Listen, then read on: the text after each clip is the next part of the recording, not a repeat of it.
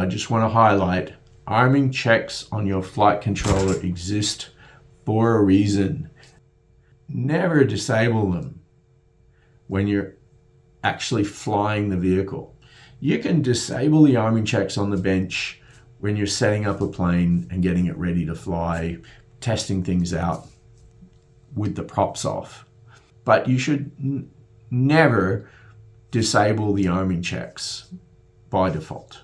Arming checks should always pass, or worst case, if you're out at the field and you're flying and you get one specific arming check that you consciously decide that you're willing to override, you can disarm the specific check, but you can force arm if you really want to force the plane to arm despite an arming check. You need to know why a plane is giving you a warning. And if you disable the arming checks, it's not giving you any of those warnings.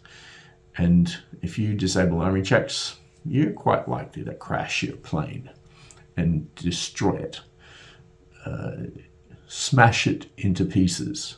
I have done this, so I know from bitter failure, and I'm telling you now, just don't disable the arming checks. There are a lot of them. They exist for a reason, and your vehicle should pass all arming checks before it's ready to fly.